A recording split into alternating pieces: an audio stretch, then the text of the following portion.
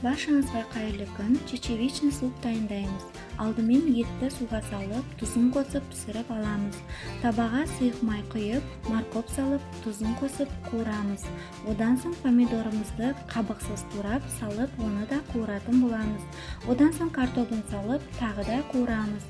Содан соң чечевицамызды салып, томат қосып, тағы да қуыратын боламыз. Үстіне етіміздің сорпасын құйып, бұрыш және паприка салып, 20 минут қайнатып аламыз.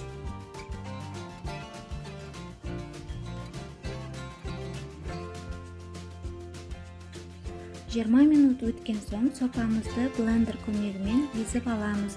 Чечевица сорпамыз дайын. Ал сіз бұл сорпаны қалай дайындайсыз? Комментарийға жазып бөлісе кетсеңіз.